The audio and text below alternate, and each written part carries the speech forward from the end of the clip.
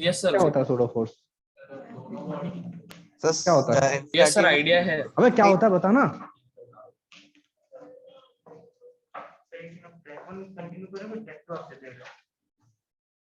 मैंने क्या पूछा? सूडो फोर्स क्या होता है ना? हाँ, क्या होता है? सर जब कोई बॉडी एक्सट्रैक्ट कर रहा होता है जो जो स्टेशनरी ऑब्जेक्ट नहीं पे नहीं नहीं हो नहीं सकती है ना। नहीं। हाँ, अबे कोलगेट दंत मंजन। हाँ भाई, और लोग बताओ बताओ क्या होता है pseudo force? What do you mean bye pseudo? Imaginary. Pseudo मतलब होता है इमेजिनरी। सूडो फोर्स का मतलब क्या हुआ? Imaginary force. तू बाहर बैठ, दरवाजा बंद कर दे।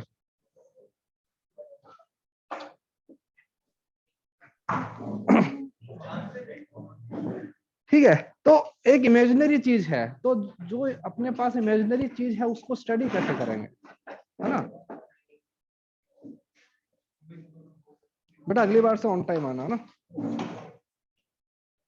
तो हमारे पास में दो रेफरेंस फ्रेम होते हैं।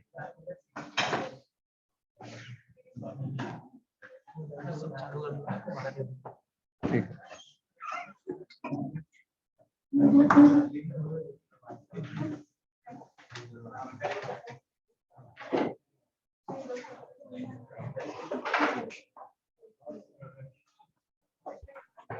तो हमारे पास जो रेफरेंस फ्रेम है वो दो टाइप के हैं। सर अभी हम तो पता है मेरी इमेज बहुत कंटिन्यू कर खराब रहे है, हैं। मैं ऑफलाइन लेक्चर पेनलेमिंग कंटिन्यू कर रहे हैं। पता है ना? सर हाँ, तो तुम्हें पता होना चाहिए, तो फिर उसी टाइप से क्लास में रहो, आवाज नहीं जा रही। है ना? Hello sir.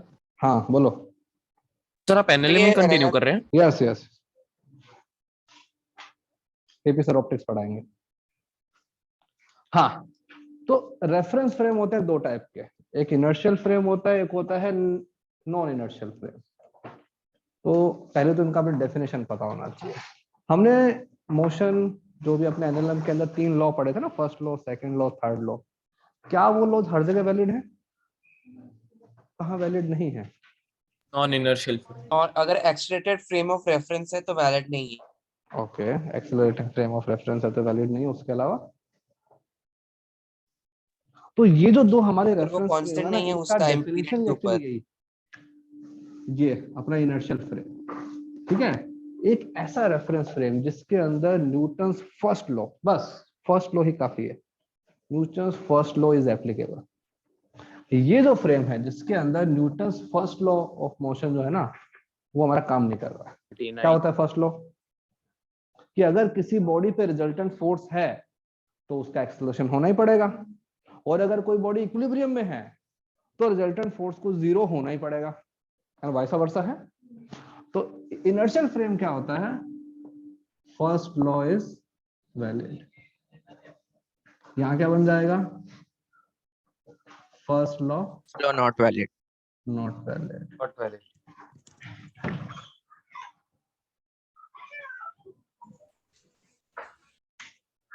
अब मत आने देना किसी को। फर्स्ट लॉ हमारे पास में क्या कहता है कि if F net is zero, इसका मतलब क्या हुआ कि acceleration has to be zero, और ये अपना वैसा वर्सा है। अगर ऐसा है तो हम बोलेंगे कि भाई सब कुछ सही है। अब तुमने स्प्रिंग के बारे में थोड़ा सा किया था ना, कि स्प्रिंग फोर्स कैसे लगाती है? अबे किया तो था ना, वेट वाला। स्प्रिंग वाला नहीं, वो स्प्रिंग वाला हुआ। ओके, स्प्रिंग के बारे में इतना सबको पता है ना? Sir can you introduce? ये हमारे पास में एक स्प्रिंग है, जब तक इस स्प्रिंग को मैं एक्सटेंड या कंप्रेस नहीं करूंगा वो कोई फोर्स नहीं लगाती है, ये तो मानते हो ना? F इक्वल्स माइनस के एक्स। ओके, माइनस के एक्स वाला वो पता है हमें। यस यस, बस इतना ही पता होना चाहिए। ये अगर मैं स्प्रिंग को एक्सटेंड कर दूंगा, अगर इस स्प्रिंग को एक्स अमाउंट से हमने एक्सटेंड किया, तो स्प्रिंग कहाँ की तरफ फोर्स लगाएगी? लेफ्ट साइड में लगाए। Spring force is always towards the mean position. Mean position का मतलब क्या है? नेचुरल लेंथ, जहां पे फोर्स की वैल्यू जीरो है। यहाँ जो फोर्स है वो कैसा फोर्स है? पुलिंग। पुल कर रहा है ना अपनी तरफ। जैसे स्ट्रिंग फोर्स है, स्ट्रिंग फोर्स हमेशा क्या करता है, पुल करता है ना, पुश नहीं करता है। लेकिन स्प्रिंग कैन पुश। अगर इसी स्प्रिंग को अगर हमने कंप्रेस कर दिया, सपोज यहाँ पे लेके आ गया नेचुरल लेंथ से, तो सर आप थोड़ा बड़ा लिख सकते हैं क्या? हाँ ठीक है। तो अब अगर इसको एक्स अमाउंट से कंप्रेस कर दिया तो ये स्प्रिंग यहाँ की तरफ फोर्स लगाएगी के एक्स। अब स्प्रिंग क्या कर रही है, पुशिंग। पुश, ठीक है ना। तो स्प्रिंग कैन पुल और पुश बोथ। स्ट्रिंग के अंदर ऐसा नहीं था ना, स्ट्रिंग कैन ऑलवेज पुल। हाँ मैं वो वॉल की बात ही नहीं कर रहा हूँ ना, इस वाले स्प्रिंग की बात कर रहा हूँ, इस वाले पॉइंट पे। जैसे जब ये तुम्हारे पास वो होती है ना, वेइंग मशीन होती है, ये तुम्हारे पास एक वेइंग मशीन है, वेइंग मशीन के ऊपर तुम खड़े हो गए, क्या हो रहा है, बेसिकली वेइंग मशीन के अंदर स्प्रिंग ही तो है। तो स्प्रिंग तुमको क्या कर रहा है, पुल कर रहा है, पुश कर रहा है, पुश करना चाहिए। पुश। क्योंकि अगर स्प्रिंग नहीं होती, सपोज अपने इमेजिन करते हैं स्प्रिंग नहीं है, तो इसके ऊपर mg फोर्स लग रहा है कहाँ की तरफ, डाउनवर्ड। तो ये तो चाहेगा ना कि यहाँ पे नीचे आ जाए, लेकिन ये जो सरफेस है, ये सरफेस इसको ऊपर की तरफ फोर्स लगाएगी। नॉर्मल। Normal force. तुम बताओ, इसने लगाया नॉर्मल, नॉर्मल कहाँ लगा, ऊपर। तो इसके अंदर जो भी स्प्रिंग होगी नीचे, वो ऊपर की तरफ फोर्स कब लगाएगी, जब वो कंप्रेस हो जाएगी, ठीक है ना। तो स्प्रिंग ने ऊपर की तरफ फोर्स लगाया। फिर हमारे पास यहाँ पे वो होता है मीटर होता है, जिसके अंदर क्या होता है, रीडिंग आ जाती है। हम लोग हमेशा नॉर्मल फोर्स मेजर करते जब अपना वेट। यस, स्प्रिंग जो भी तुम्हारा वेइंग मशीन होता है, that always measures the normal force. अब ये तो तुम्हारा पुलिंग वाला हो गया, क्या बोलते हैं, ये वाला हो गया पुश वाला। फिर एक वो देखा ना, पुल वाला भी होता है, ऐसा भी होता है, स्प्रिंग बैलेंस। वेट को ये करने वाला, मेजर करने वाला, जिसके अंदर यहाँ पे स्प्रिंग होती है, यहाँ पे एक हुक होता है। इसके अंदर क्या करते हैं, इस हुक के ऊपर किसी भी ऑब्जेक्ट को हैंग करते हैं, फिर उसको ऐसे करते हो तो आता है रीडिंग आता है उसके अंदर। उस केस में क्या हो रहा होता है, स्प्रिंग फोर्स। कंप्रेस कैसे होएगी वेदांत, नीचे होएगी ना। तो भाई अगर किसी ऑब्जेक्ट को हैंग कर दूंगा तो ये जो स्प्रिंग है ये ऐसे एक्सटेंड हो जाएगा, ये यहाँ पे ऑब्जेक्ट रखा हुआ है, तो इसके ऊपर यहाँ पे mg फोर्स, ऊपर अपना स्प्रिंग फोर्स। तो स्प्रिंग फोर्स क्या कर रहा है, पुल। उसमें जितना एक्सटेंशन होता है उसके अकॉर्डिंग यहाँ पे स्केल लगा होता है, उसमें तुम देख लेते हो कि हाँ यार इतना तुम्हारा इसका मास है। जनरली देखा होगा घर के अंदर जब कभी कैसे वो आता है, सिलेंडर वाला आता है, तो वो इसी से अपने मेजर करता है ना। तो ये अगर इसके अंदर रीडिंग है, सपोज अगर तुम्हारे वेइंग मशीन जो भी है या स्प्रिंग बैलेंस के अंदर रीडिंग है, इसका मतलब क्या हुआ, स्प्रिंग एक्चुअल में फोर्स लगा रही है, spring force is the real force, है ना। और अगर इसके अंदर अपना रीडिंग 0 है तो मतलब स्प्रिंग फोर्स है ही नहीं, स्प्रिंग अपना किस में है, नेचुरल लेंथ में है। तो ये जो स्प्रिंग फोर्स कैसा फोर्स हो गया, रियल फोर्स है। इस फोर्स को कौन सी उसमें डालते हैं कैटेगरी में, जो हमारे 4 फंडामेंटल फोर्सेस थे, gravitational, electromagnetic, nuclear, strong nuclear, कौन से कैटेगरी में आता है, इलेक्ट्रोस्टैटिक फोर्स। यस, ठीक है। ये हमारे पास में इलेक्ट्रोस्टैटिक्स फोर्स में आता है, क्योंकि जब तुम स्प्रिंग को खींचते हो तो कोई भी दो उसके मॉलिक्यूल है, उनके बीच का डिस्टेंस क्या होता है, इंक्रीज होता है, तो फिर वो वापस अपनी तरफ आने का ट्राई करता है। जब तुम कंप्रेस करते हो तो कोई भी दो मॉलिक्यूल के बीच का डिस्टेंस कम हो जाता है, तो वो उसको रिपेल करता है, तो कहता है दूर जाओ, ठीक है ना। तो ये मैंने क्यों बताया, क्योंकि मुझे इस चीज को प्रूव करना है। अभी देखो, अभी हमने देख लिया कि अगर किसी स्प्रिंग के अंदर उसका रीडिंग आ रहा है, मतलब फोर्स लग रहा है, ठीक है ना। अब मैं यहाँ बैठा हूं, मैं वेदांत को देख रहा हूं, इसका एक्सेलरेशन कितना है, किसके फ्रेम में, मेरे फ्रेम में ना सर आपके फ्रेम में।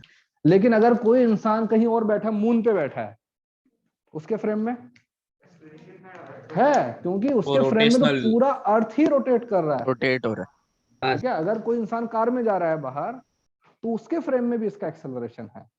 तो किसी भी ऑब्जेक्ट के मोशन को जब हम करते हैं डिफाइन, काइनेमेटिक्स के पहले ही दिन तुमको डेफिनेशन बताया होगा, व्हाट इज मोशन। यार मोशन की डेफिनेशन में मूविंग वर्ड कैसे आ सकता है,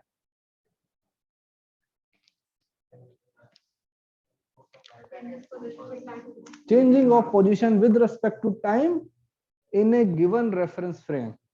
हर रेफरेंस फ्रेम में जो तुम्हारे पॉइंट्स आएंगे वो अलग अलग आएंगे। तो ठीक है, हम इसी चीज पे आएंगे अभी। तो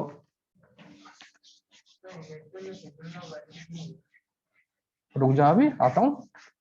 अभी तो आपने डेफिनेशन बताया ना। अर्थ को लेते थे ना इनिशियल फ्रेम ऑफ रेफरेंस।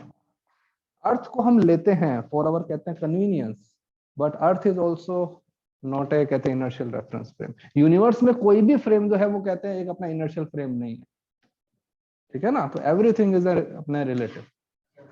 तो सर अगर मैं स्पेस में और मेरे पे कोई ग्रेविटेशनल फोर्स नहीं लग रही हो तो लेकिन अगर ऐसा हो सकता है ना, क्योंकि एक सेकंड तुम्हारे ऊपर कहता है ग्रेविटेशन फोर्स क्यों नहीं लगेगा? यूनिवर्स में तो प्लैनेट्स हैं बहुत सारे। हाँ सर, मैं ऐसी जगह पे जहाँ पे मैं ऐसे इतना दूर है उनसे कि मेरे पे लग नहीं रहा। हाँ मैं Yes. प्लैनेट से हाँ, दूर हूँ, yes. तो लग तो नहीं फिर रही। हो जाएगा। लेकिन हमने तो यूनिवर्स में ये देखा है ना कि सारे ऑब्जेक्ट किसी ना किसी के अराउंड का सर्कुलर मोशन कर रहे हैं। मून अपने कहते हैं अर्थ के अराउंड कर रहा है, अर्थ सन के अराउंड कर रही है, सन किसी और के अराउंड कर रहा है, गैलेक्सी किसी और के अराउंड कर रही है। सर ग्रेविटी की रेंज सर- इनफिनिट होती है, पर वो डिवाइड बाय आर स्क्वायर की वजह से वो टेंड्स टू 0 हो जाता है। टेंस टू जीरो हाँ हो सर, सकता वो है। तो जो वी अब कैन जब देखो, जिसने हमने मार्स को सैटेलाइट भेजा था तो वो भी टेक्निकली मान सकते हैं कि इनिशियल फ्रेम में ही था जब वो प्लैनेट्स के बीच में। यस यस यस मान सकते हो, बट यू कैन नॉट से ना फॉर श्योर, क्योंकि हमको नहीं पता इतना कैलकुलेशन। हाँ। तो जैसे सपोज एक सिंपल सा एग्जांपल ही लेते हैं। सपोज हमारे पास में एक कार है,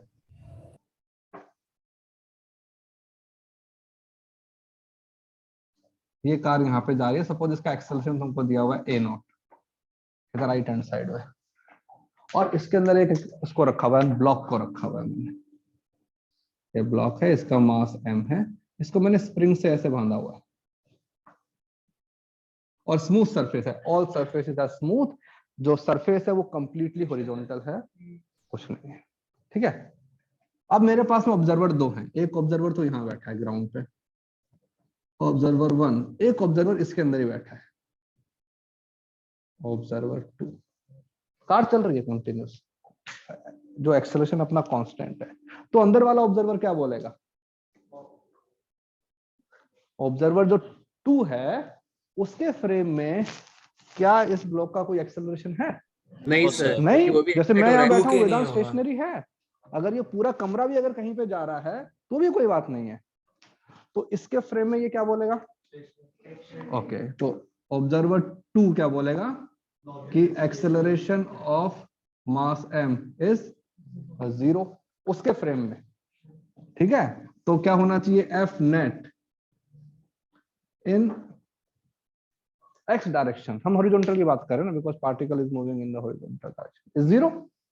अब बताओ हॉरिजॉन्टल में कौन कौन फोर्स लगा रहा है उस अपने ब्लॉक पे? बस कार spring मूव ही कर है। रही है और अपना अर्थ है। और नहीं नहीं, वो तो अपना उसमें वो आ भी गया, मान वर्टिकल में आ गया ना वो तो, जो हाँ अपना ठीक है, ग्रेविटेशन। डायरेक्शन में सिर्फ स्प्रिंग फोर्स कह सकते तो हैं। देखो ना, यहाँ पे मैंने स्पेसिफाई कर दिया, यहाँ पे मैं x डायरेक्शन में, तो x डायरेक्शन में only spring can apply the force. तो भाई ये क्या बोलेगा? ये बोलेगा कि स्प्रिंग फोर्स क्या होना चाहिए? 0 अकॉर्डिंग टू वो पर्सन, है ना। लेकिन सपोज इस स्प्रिंग के ऊपर तो तुमने अभी बताया था ना कि रीडिंग आ जाती है, ठीक है। चलो अब अपने इस वाले सर वो ऑब्जर्वर की बात। इनर्शिया की वजह से उस पे सूडो फोर्स लगती है, उससे वो नहीं स्प्रिंग नहीं एक्सटेंड नहीं हो जाता है। नहीं बेटा, सूडो फोर्स तो इमेजिनरी फोर्स है ना। इमेजिनरी चीज किसी चीज पे कैसे लग सकती है? एक जन आया है।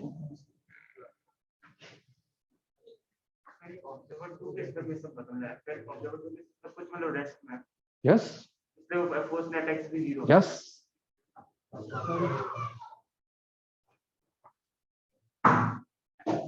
स्यूडो फोर्स से तो हम नॉन इनर्शियल को इनर्शियल में कन्वर्ट करते हैं। अरे रुको यार, तुम सूडो फोर्स को तुमने बहुत ही कहते हैं मिसकॉन्सेप्ट किया हुआ है तुमने। सर हमने एनसीईआरटी में किया था सर थोड़ा हाँ सा। हाँ, तो मैं आ रहा हूँ, मैं एनसीईआरटी पे भी आऊंगा। तो भाई वैसे देखो, एनसीईआरटी में है नहीं, हमने ऐसे ही किया था एक्स्ट्रा। हाँ चलो ठीक है ना। तो यहाँ पे ये जो ऑब्जर्वर 2 है ये बोलेगा भाई स्प्रिंग तो फोर्स लगा ही नहीं रही है, क्योंकि अगर स्प्रिंग फोर्स लगाएगी तो इसका एक्सप्रेशन होना चाहिए ना। तो ये बोलेगा कि स्प्रिंग फोर्स की वैल्यू कितनी है? 0। अब इस पे आते हैं ऑब्जर्वर 1 पे। ऑब्जर्वर 1 क्या कहेगा? ब्लॉक m का एक्सेलरेशन है हाँ सर। कहाँ की तरफ है? ये बोलेगा पीछे की तरफ है। एक्सेलरेशन ऑफ मास m है और वो क्या है a0। अगर पूरी कार ही आगे जा रही है तो कार के अंदर जो इंसान बैठा है वो भी आगे जा रहा है ना, और उसका एक्सेलरेशन इसके इक्वल होना चाहिए। तो भाई ये तो बोलेगा ना कि हॉरिजॉन्टल में फोर्स भी होना चाहिए। अब देखो इसके ऊपर हॉरिजॉन्टल में फोर्स लगाने वाला कौन है, स्प्रिंग। तो ये तो बोलेगा कि स्प्रिंग फोर्स ही तो है हॉरिजॉन्टल में, और उसकी वैल्यू क्या होनी चाहिए, मास इनटू एक्सेलरेशन होनी चाहिए ना। अब देखो spring force is a real force, spring force real force होता है। अगर ये स्प्रिंग में लग रहा है, यहाँ पे स्प्रिंग मेरा कहता है कंप्रेस होएगा एक्सटेंड होएगा, कंप्रेस क्यों एक्सटेंड होएगा होना भाई, चाहिए, उसको उधर फोर्स एक्सटेंड होना लगाना चाहिए। है, स्प्रिंग को अपनी तरफ फोर्स लगाना है अलोंग द लेंथ। तो स्प्रिंग को कहते हैं पुलिंग फोर्स लगाना पड़ेगा, पुलिंग फोर्स लगाने के लिए स्प्रिंग को एक्सटेंड होना पड़ेगा। तो अगर स्प्रिंग मेरा एक्सटेंडेड स्टेट में है तो स्प्रिंग बैलेंस के अंदर रीडिंग आएगा, इसमें कुछ ना कुछ है ना रीडिंग आएगा। और ये जो रीडिंग है यही तो होगी ये वाली reading, reading of spring balance.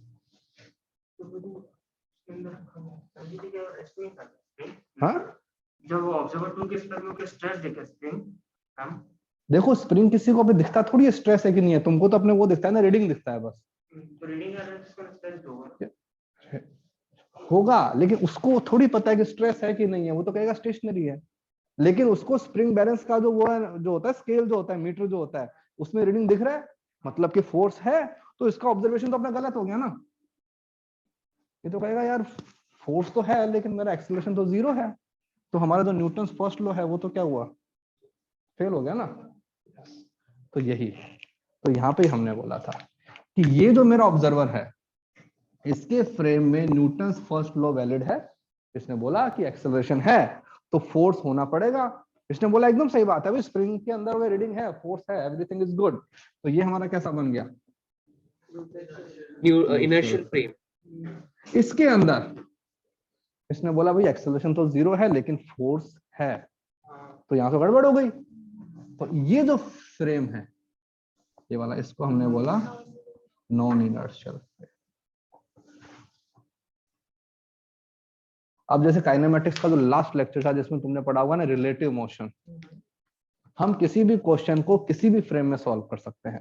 तो काफी क्वेश्चन ऐसे होते हैं जिसके अंदर इस फ्रेम में क्वेश्चन को सॉल्व करना कंपैरेटिवली इजी होता है। ऐसा कोई क्वेश्चन नहीं है जिसको तुम इस फ्रेम में सॉल्व नहीं कर सकते हो, कर सकते हैं लेकिन कभी कभी ये हमारे पास में अच्छा रहता है। तो हम क्या करते हैं, हम कोई तो पर ट्रिक लगाएं कि यार इसके अंदर हम सॉल्व कर दें, ठीक है। तो हमने एक हाइपोथेटिकल चीज कहते हैं डेवलप की कि भाई मेरे को इस फ्रेम में क्वेश्चन सॉल्व करना है तो मैं क्या करूं कि मेरा आंसर सही आ जाए।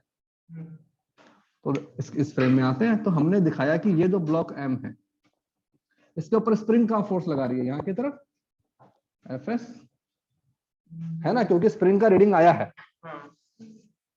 लेकिन ये ऑब्जर्वर क्या बोल रहा है कि फोर्स की वैल्यू कितनी होनी चाहिए, 0। तो हमने क्या किया कि जहां इसका एक्सेलरेशन था रेफरेंस फ्रेम का, उसी रेफरेंस फ्रेम के ऑपोजिट में एक नंबर ऐड कर दिया। नंबर वो क्या है, mass into acceleration of reference frame. अब अगर इस एक हाइपोथेटिकल चीज को मैं जबरदस्ती क्वेश्चन में डाल दूं, अब मैं बोलूंगा कि अब जो भी मेरा आंसर आएगा वो सही आएगा।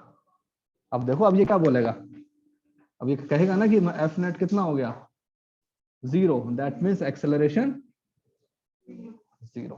तो यही वो हाइपोथेटिकल चीज है, इसी को बोलते हैं सूडो फोर्स। तो सूडो फोर्स कोई फोर्स ऐसा नहीं है कि जो लगता है, सूडो फोर्स लगता थोड़ी है, दो चीज है ही नहीं दुनिया में, वो कैसे लगेगी। हाँ क्योंकि मुझे उसको 0 करना है। अरे तो स्प्रिंग फोर्स तो है ही ना, तो भाई मेरे को अपने आंसर को सही लेके आना है। तो हमने बोला कि if I am solving the question in a non inertial frame, तो मैं क्या करूं, मैं एक काम करता हूं कि जहां भी रेफरेंस फ्रेम का एक्सेलरेशन है उसके ऑपोजिट में, देखो ना एक्सेलरेशन कहां था, यहाँ की तरफ था ना, उसके ऑपोजिट में मैंने एक हाइपोथेटिकल नंबर कर दिया। और वो नंबर क्या है, उस ऑब्जेक्ट का मास into acceleration of reference frame. अगर इसको मैं एक्सेलरेशन के ऑपोजिट डायरेक्शन में लगा दूं, अब जो मेरा आंसर आएगा वो सही आएगा। तो इसीलिए बोलते हैं कि this is a pseudo force, ये कुछ है नहीं। फोर्स भी होगा सर, लेफ्ट साइड जीरो भी होगा, तो दोनों काम होगा। तो ये हमने सिर्फ एक हाइपोथेटिकली चीज लगाई है to just solve the question, ताकि हमारा आंसर सही आ जाए। अब कभी ये मत कहना कि सर इस ऑब्जेक्ट पे सूडो फोर्स लग रहा है, ठीक है, सूडो फोर्स लगता नहीं है, ठीक है ना। तो इसी को बोलते सर हैं तो सूडो। ये स्यूडो फोर्स जो है वो इनर्शियल फोर्स और स्यूडो फोर्स मतलब सेम ही है, जो इनर्शिया की वजह से फोर्स लगता है वो?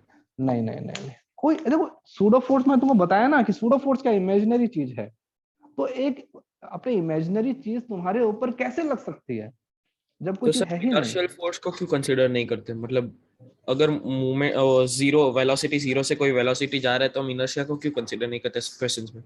एक सेकंड, हम क्या करते हैं इनर्शिया को? सर मतलब वो रेसिस्ट जो करता है मोशन को, हाँ, हम उसको कंसीडर क्यों नहीं करते? मतलब एक नेगेटिव फोर्स लगेगा ना एफ आई, वैसे। नेगेटिव फोर्स लगता थोड़ी है यार। तुम कहते हो ना, तुम बस के अंदर जा रहे हो और ब्रेक लगाते हो, तुम अपने आगे गिर जाते हो ना। तो यस सर। क्या तुम्हारे ऊपर हॉरिजॉन्टल डायरेक्शन में कोई फोर्स लगा? नहीं लगा, तुम्हारा इनर्शिया था। Newton's first law, you will always try to keep your कहते हैं स्टेट, तो तुम आगे जाते हो, कोई फोर्स तुमको आगे थोड़ी लेके जा रहा है। ये सूडो फोर्स में हम लोग अपने आप से लगा रहे हैं, अपना इमेजिन कर रहे हैं, यस, हम जिसके कारण वो बैलेंस हम एक कहते हैं इमेजिनरी चीज को लगा रहे हैं to just solve the question. ऐसा नहीं है कि ये कोई कहते तुमको कहीं पे इसका रीडिंग है ना दिख जाएगा। सूडो फोर्स का रीडिंग तुमको कहीं नहीं दिखेगा, तुमको स्प्रिंग फोर्स का रीडिंग दिखेगा, क्योंकि spring force is the real force, ठीक है। ताकि वो ब्रेक लगे। yes. तो जब तुम गाड़ी के अंदर जा रहे हो है ना, और गाड़ी के ऊपर ब्रेक लग गया आप, तो तुम आगे गिरते हो, तो क्या तुमने किसी को धक्का दिया? नहीं, तुम्हारी बॉडी में स्टेट था एक ये आगे जाने का, तो वो तुम आगे जाओगे ना। अगर सरफेस पे फ्रिक्शन नहीं होता तो तुम तो स्लिप कर जाते आगे, तुम्हारे रुकोगे नहीं कभी, क्योंकि अपना न्यूटन्स फर्स्ट लॉ, जब तक कि एक्सटर्नल फोर्स नहीं है you will keep your state. तो ये हमारे पास में इनर्शियल फ्रेम होता है। तो अब पूरी कहानी को समराइज करके अगर बोले तो मेरे पास ये जो आया नॉन इनर्शियल फ्रेम, ये मैंने बोला कि न्यूटन्स फर्स्ट लॉ वैलिड कब नहीं है? जब तुम किसी एक्सेलरेटिंग फ्रेम में हो, बस, है ना। घुमा फिरा के बात वहीं आ गई ना। तो ये लो, ये आ गया, हमने बोला सर आपने कार पे एक्सेलरेशन क्या दिया है? ए नॉट लिखा सर ना। उसमें कुछ कॉमा करके कुछ लिखा है। सर आप थोड़ा सा बड़ा लिख सकते सर हैं। आप थोड़ा बड़ा ऐसा दिख नहीं रहा सर। अच्छा, दिख नहीं रहा क्या? चल हाँ ठीक है, बड़ा लिखता हूँ सर। कार का एक्सेलरेशन है ए नॉट, तो जो भी है सूडो फोर्स लगाऊंगा वो मैं पीछे की तरफ लगा दूंगा उसके। अब इसकी हेल्प से जो क्वेश्चन को कैसे सॉल्व करेंगे, अल्टीमेटली हमारी जो कहानी आती है वो तो सारी कहते हैं क्वेश्चन पे ही आती है ना। हमको क्वेश्चन सॉल्व करना है। तो जैसे रिलेटिव में करते थे कि सपोज एक कार जा रही है, उसके पीछे एक और कार आ रही है, उसको ओवरटेक करना है, तो उसको करने के हमारे पास है ना दो मेथड थे ना। या तो देखो ये जो चीज है ना, इसका एक और तरीका है, तुमको पता है acceleration of A with respect to B क्या होता है? A acceleration of A minus acceleration of A minus acceleration of b होता है। इसको कौन मल्टीप्लाई कर दो मास से? मास से, तो फोर्स ऑफ ए बी। तो देखो ये क्या है? Force on A with respect to B. ये क्या था? Acceleration of A with respect to B. तो अगर इसको मास से मल्टीप्लाई कर दूंगा तो क्या बन जाएगा? Force on A with respect to B. दोनों का मास तो इक्वल रहना पड़ेगा। नहीं नहीं नहीं, ये वो अपना ऑब्जेक्ट तो ना वही है, ऑब्जेक्ट तो यही है, ये ऑब्जेक्ट है ए, इसका मास है एम। तो ये क्या है? Mass into acceleration of A क्या बन गया? हाँ, force on A. Force on A minus force on B. Sir पर अगर वो ये एम क्या है? मास बी का और मास ए का इक्वल नहीं हुआ तो M A B force of B कैसे बनेगा? नहीं नहीं, ये तो उसके के फ्रेम में है ना भाई। देखो ये क्या है? एक्सेलरेशन ऑफ ए। अगर मैं इसको अच्छा। मल्टीप्लाई कर दूंगा मास से, तो ये मेरा फोर्स आएगा किसके फ्रेम में? बी के फ्रेम में ना। कि उस ऑब्जेक्ट पे बी के फ्रेम में कितना मास फोर्स लग रहा है। तो ये सर, क्या बन वो गया? नहीं ये सर, क्या है? वो कैसे मतलब एक्सेलरेशन ऑफ बी है और मास ऑफ ए है। नहीं नहीं नहीं नहीं नहीं, हाँ एक सेकंड रुको, चलो एक सेकंड देखते हैं। सपोज ये हमारे पास में एक ऑब्जेक्ट है ए, एक ऑब्जेक्ट है तो बी। थोड़ा बड़ा हाँ, इसका एक्सेलरेशन मैंने ले लिया 2 मीटर पर सेकेंड स्क्वायर, इसका मैंने ले लिया 3 मीटर पर सेकेंड स्क्वायर, यहाँ की तरफ है। ठीक है, सब कुछ यहाँ की तरफ ही चल रहा है। ओके, अब सॉल्व करते हैं। अगर मैं लिखूं यहाँ पे acceleration of b with respect to a, क्या आएगा? 1 मीटर्स पर second square. Acceleration of b minus acceleration of yes sir 1 metre पर सेकंड स्क्वायर। ए, सही है ना? तो तुम लिखोगे yes sir. Acceleration of b minus acceleration of a. तो यहाँ पे मेरा कहता है अपना रेफरेंस फ्रेम कौन है? रेफरेंस फ्रेम मेरा बन गया है ए। ये बन गया ना। ओके, अब ना रियल फ्रेम में बात करते हैं, ग्राउंड फ्रेम में। अगर ग्राउंड फ्रेम की बात करें तो इसका मास अगर सपोज मैंने बोल दिया m, इसका एक्सेलरेशन है 3, तो ग्राउंड फ्रेम में कितना फोर्स लग रहा है इसके ऊपर? तो 3m। 3m यहाँ पे लगेगा ना 3m यस सर 3m। ये मैंने बोल दिया फोर्स ऑन बी अपना ग्राउंड फ्रेम में। ग्राउंड फ्रेम में इसके ऊपर कितना फोर्स लग रहा है? टू स्मॉल है सर उसका मास कितना है? सपोज इसका मास मैंने बोल दिया m2, इसको बोल दिया m1।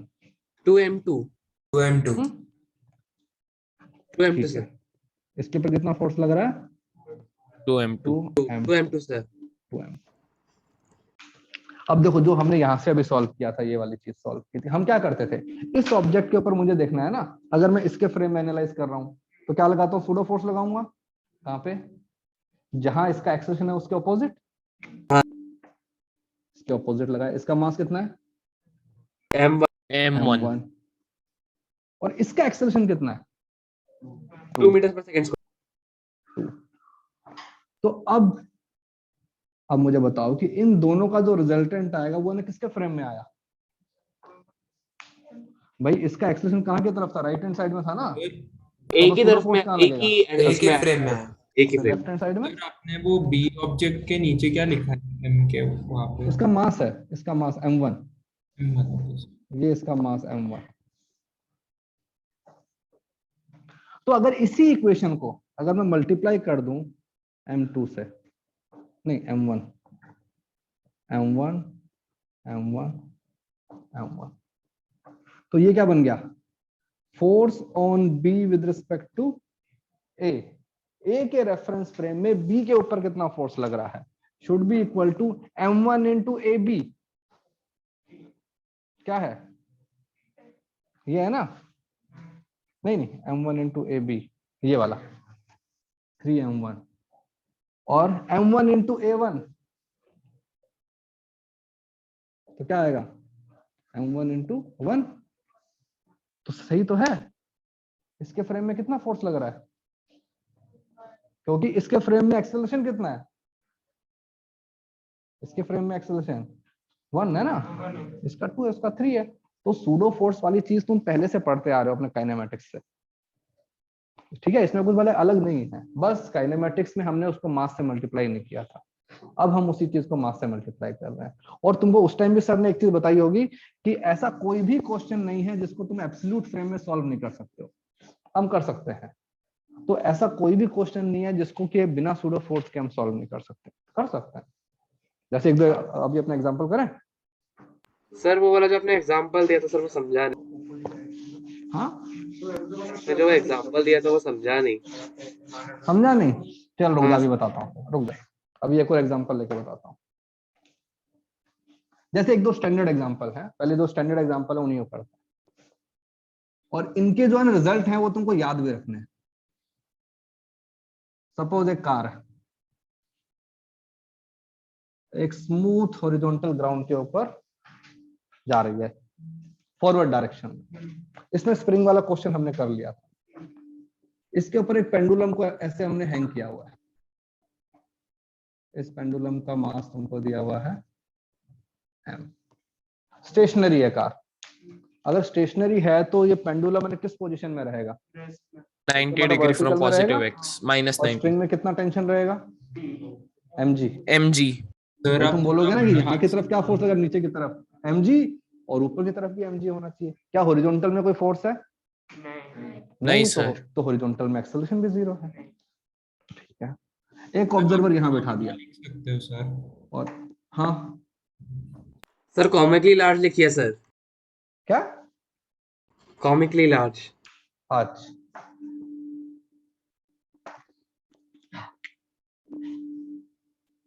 बस यस सर। यस। अब सपोज हमने क्या क्या इसको एक्सेलरेट कर दिया। अब तुम पहले इस चीज को रियलाइज करो, जब तुम किसी कार में बैठे हो एकदम से एक्सेलरेट करती है कार, तो तुम कहाँ जाते हो? मतलब आगे या पीछे? पीछे जाए। पीछे। पीछे जाते हो। तो सपोज इस कार को हमने एक्सेलरेट कर दिया with a constant acceleration A, car जा रही है कंटिन्यूअसली, तो हमारा जो भी ये बॉब है ये कहाँ की तरफ आएगा? पीछे की तरफ आएगा। लेफ्ट। अगर पूरी कार आगे जा रही है तो जो मेरा पेंडुलम है उसको भी आगे जाना पड़ेगा। एग्रीड? यस। अगर इसको एक्स डायरेक्शन में जाना है तो एक्स डायरेक्शन में फोर्स भी होना चाहिए। क्या इस वाली सिचुएशन में एक्स डायरेक्शन में कोई फोर्स है? हाँ भाई, है ना नहीं सर? एक्स डायरेक्शन में कहाँ फोर्स है बताओ, और कौन लगा रहा है? पेंडुलम पे नहीं है। अरे जो अच्छा, स्ट्रिंग है वो तो पेंडुलम पे वर्टिकल नहीं में है। लगा रही है। सॉरी सर, पेंडुलम पे नहीं। पेंडुलम तो पेंडुलम की तो बात कर रहा हूँ, जब पूरी कार आगे जाएगी तो पेंडुलम भी तो आगे जाएगा, तो कोई फोर्स नहीं है। अब देखो, पहले हम इसके फ्रेम में सॉल्व करते हैं, ग्राउंड फ्रेम में। ये वाला ऑब्जर्वर वन, ये अपना ग्राउंड फ्रेम है। ग्राउंड फ्रेम वाला इंसान क्या बोलेगा? इसको आगे जाना है तो हॉरिजॉन्टल में फोर्स होना चाहिए। हॉरिजॉन्टल में फोर्स देने वाली एक ही चीज है, ये स्ट्रिंग। ये स्ट्रिंग क्या करेगी ना, ये तो इसका वर्टिकल पोजीशन है, ये थोड़ा सा इधर हो जाएगी ऐसे,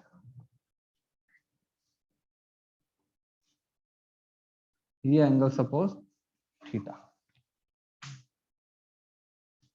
अब सपोज स्प्रिंग के अंदर फोर्स लग रहा है टेंशन T। अब इस टेंशन के I can make two components. ये एंगल अगर थीटा है तो ये एंगल भी थीटा, ऊपर कंपोनेंट क्या आएगा? T cos theta, T cos theta, yes. यहाँ की तरफ T T sine theta. T sin theta, और इसके ऊपर mg भी लग रहा है। mg, बताओ इसके अलावा कोई फोर्स है? अगर तुमसे कोई पूछे कि how many force are acting on the bob? 3 2। तो वो 2, तो टेंशन के कंपोनेंट लिए। वो तो कंपोनेंट है, फोर्स तो एक ही है, टेंशन ही है। तो एक टेंशन है, एक mg है, दो ही फोर्स लग रहे हैं। और जो बॉब है इसका एक्सेलरेशन कहाँ की तरफ है? हॉरिजॉन्टल में, राइट। ठीक है ना, तभी तो आगे जाएगा। सर वो जो जब पेंडुलम घूमता है तब वो ऊपर भी जाता है, उसका कैसे कंसीडर करेंगे? नहीं नहीं नहीं नहीं, वो तो अपना ऑसिलेशन में होता है, यहाँ तो स्टेशनरी हो गया ये, क्योंकि एक्सेलरेशन इज कांस्टेंट। यहाँ पे पेंडुलम तुम्हारा ऑसिलेट नहीं कर रहा है, वो उसी पोजीशन में फिक्स रहेगा। नहीं वो ठीक है सर, बट वो अपनी मेन पोजीशन पे जो पेंडुलम है उससे ऊपर रहेगा पेंडुलम। यस यस यस, और ये यहाँ पे स्टेशनरी टी रहेगा। की वैल्यू चेंज हो जाएगी ना। हाँ, तो अब देखो यहाँ पे देखो, तो थीटा एम में हो पहली जाएगा। कंडीशन तो क्या लगेगी कि भाई जो भी पेंडुलम है उसका वर्टिकल डायरेक्शन में एक्सेलरेशन 0, तो वर्टिकल में एक्सेलरेशन 0 है तो इन दोनों को इक्वल होना पड़ेगा। तो मैं क्या लिखूंगा? T cos theta T cos theta equal to mg। Should be equal to mg। और मैं बोलूंगा कि ये जो ऑब्जर्वर है ये क्या बोलेगा कि बॉब का एक्सेलरेशन हॉरिजॉन्टल में है। हाँ क्या है एक्सेलरेशन? a, और हॉरिजॉन्टल में फोर्स कितना है? T sin theta is equals तो to वो ma। बोलेगा कि T sin theta should be equal to mass into acceleration, है ना। अब इन दोनों इक्वेशन को अपने डिवाइड कर दो, तो क्या बन जाएगा? tan theta equal to a by g। देखो, जितना ज्यादा एक्सेलरेशन होगा कार का, तुम्हारा एंगल उतना ही ज्यादा आएगा। यही देखो, जब तुम कार में जा रहे हो, बस में जा रहे हो, अगर बस का जो उसने ब्रेक मारा या फिर जो एक्सेलरेट किया, अगर बहुत कहते हैं कम अमाउंट से किया तो तुम इतना नहीं गिरते हो, लेकिन अगर मान लो एकदम से ब्रेक मार दिया तो तुम गिर जाओ। क्यों? एंगल की वैल्यू बहुत ज्यादा हो जाएगी, तो तुम गिर जाओगे। तो यहाँ पे इस वाले ऑब्जर्वर ने क्या बोला, ये जो इक्वेशन है इसको स्टेटमेंट में अगर मैं लिखना चाहूं तो क्या लिखूंगा, एफ नेट इक्वल टू, यहाँ पे बोलोगे कि F net equal to mass into acceleration. ये हमारा इनर्शियल फ्रेम में हो गया। ओके, स्ट्रिंग में कितना टेंशन आएगा, what is the tension in the string,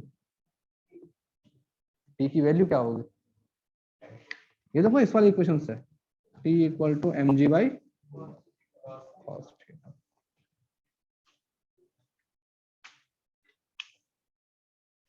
clear है भाई। अब इसी क्वेश्चन को एक ऐसे ऑब्जर्वर के फ्रेम में सॉल्व करते हैं जो कि उसके अंदर बैठा है, कार के अंदर। पेंडुलम पीछे जा नहीं रहा है, जैसे ये कमरा अगर आगे जा रहा है ना तो पेंडुलम तुम्हारा ये पोजीशन में स्टेशनरी हो जाएगा और आगे चलता रहेगा बस। पर पूरा कमरा आगे जा रहा है तो ये भी आगे जाएगा ना। ऑसिलेशन क्यों करेगा, एक्सीलरेशन कांस्टेंट है। तुम बताओ ना, क्या इस पोजीशन में उसके पास में रिजल्टेंट फोर्स है, तो अगर उसके पास में रिजल्टेंट फोर्स ही नहीं है तो उसका कारण मोमेंट क्यों होगा, उसके पास में रिजल्टेंट फोर्स कहां पे है, only in the horizontal direction, तो वो हॉरिजॉन्टल में ही जा रहा है ना। अगर ये पूरा रूम अगर हॉरिजॉन्टल में जा रहा है तो हम भी हॉरिजॉन्टल में जा रहे हैं।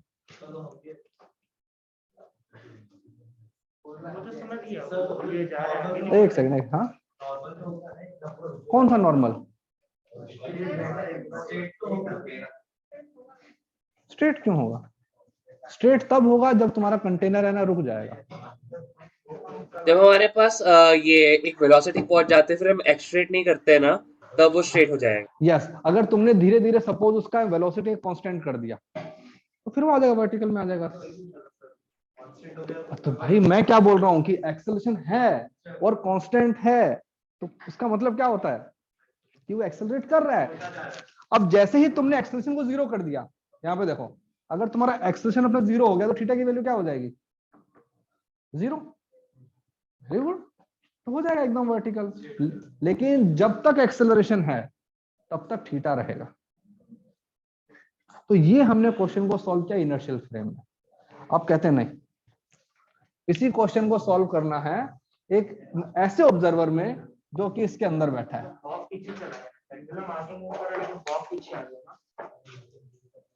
किसके फ्रेम में, नहीं, इनर्शियल फ्रेम में तो पूरा का पूरा बॉक्स ही आगे जा रहा है ना। भाई तुम देखो, ये हमारे पास में एक पाथ है, पहले सपोज यहाँ पे था ये रूम, ठीक है, ये जो पेंडुलम है ये ऐसा था।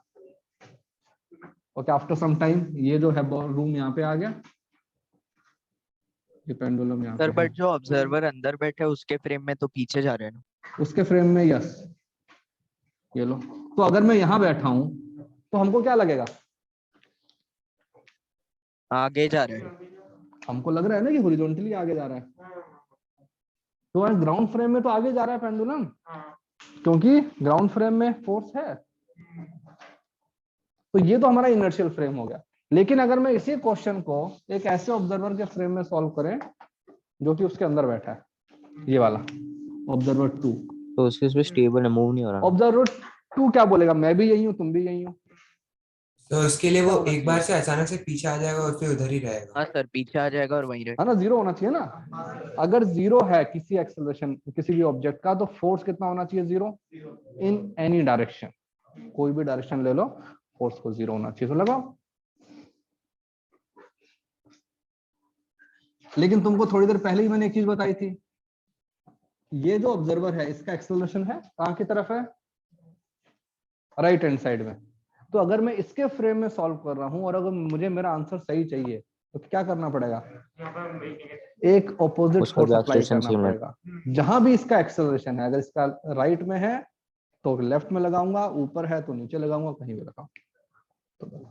सर वो जो ऑब्जर्वर है उस पे भी तो नॉर्मल फोर्स लगेगी, उसको हम इग्नोर करते हैं। क्या चीज, सर ऑब्जर्वर में भी तो ये नॉर्मल फोर्स लगती है बॉल से।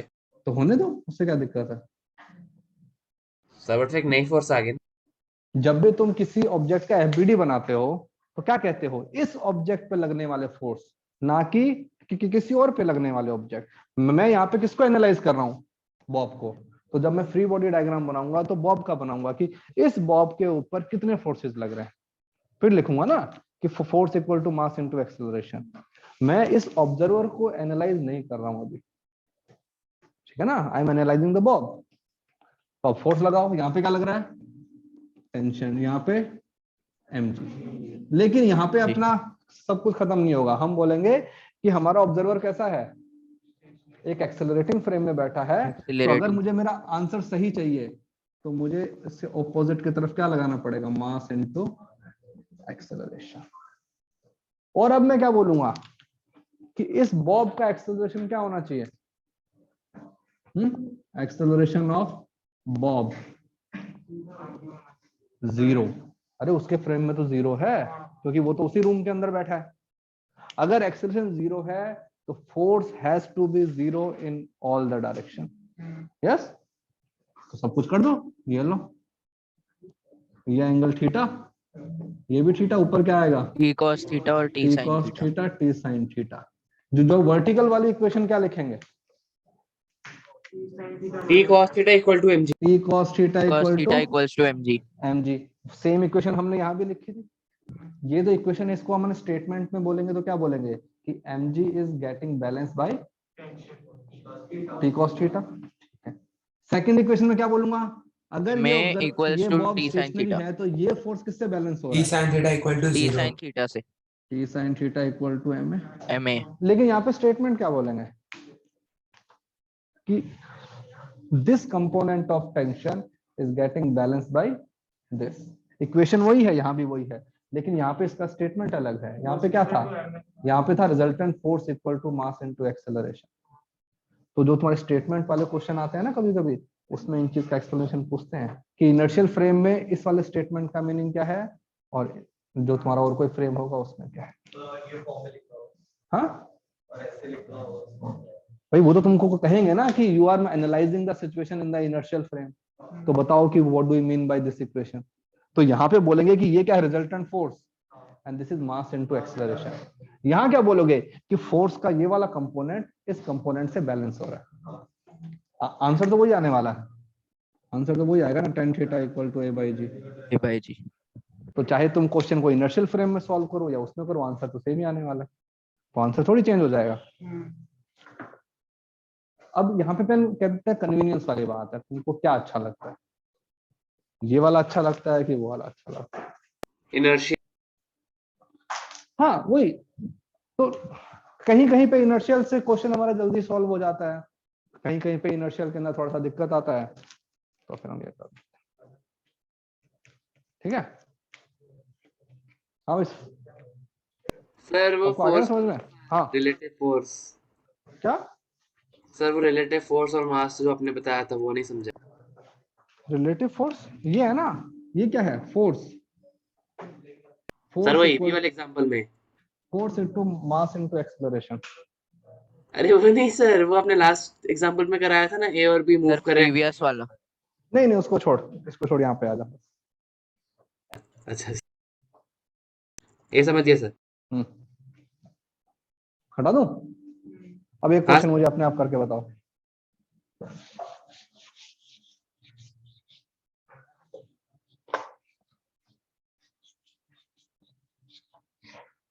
सपोज ये मार्कर यहाँ पे रखा हुआ है हाथ पे, अगर मैं इसको ऐसे कर दूंगा तो क्या हुआ, गिर जाएगा ना। अगर मैं इसको ऐसे भी रखूंगा तो स्लाइड कर जाएगा, अगर क्योंकि यहाँ तो फ्रिक्शन है, अगर फ्रिक्शन नहीं है तो क्या हुआ, स्लाइड कर जाएगा। ओके, तो जैसे कि ये यहाँ पे है, ये देखो ये गिर गया है, तो ये देखो गिर नहीं रहा ना। अगर मैं इसको स्टेशनरी कर दूंगा तो गिर गया, इसका एंगल भी सेम है। ठीक है, तो अगला क्वेश्चन यही है।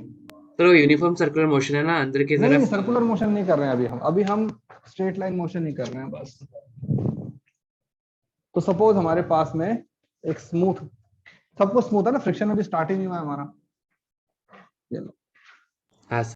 स्मूथ सरफेस, इसके ऊपर एक रखा हुआ है वेज, इसका एंगल दिया हुआ है थीटा, स्मूथ सरफेस। ठीक है, और इसके ऊपर एक रखा हुआ है मैंने ब्लॉक, इसका मास है, सपोज इसको रखा ही हुआ है मैंने, किसी को हिलाया डुलाया नहीं है, what will be the acceleration of this block? 0 इसका एक्सेलरेशन क्या होगा? mg नीचे गिर Acceleration of the block, and what is the Sorry, normal G. force applied on the, वो जो स्मॉल एम है उसके ऊपर उसका एक्सेलरेशन क्या? स्मॉल एम के ऊपर, हाँ sir sir, mg sin theta हो जाएगा। क्या mg sin थीटा? नॉर्मल जो वो जो mg cos ओके, और एक्सेलरेशन? mg sin theta. अबे क्या होगा एक्सेलरेशन?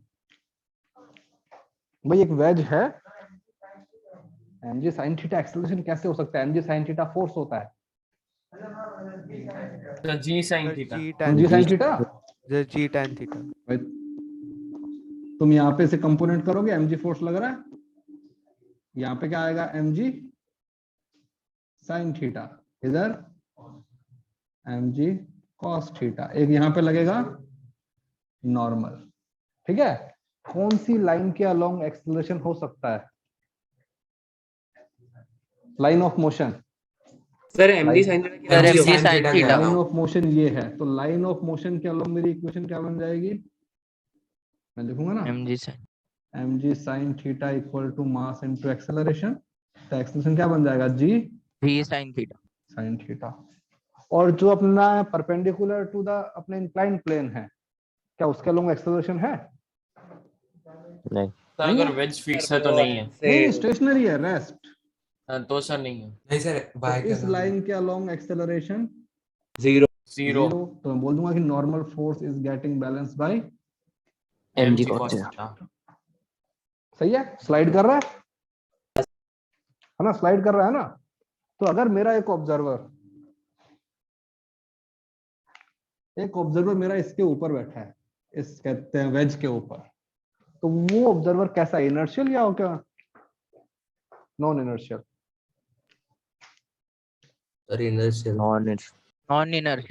non inertial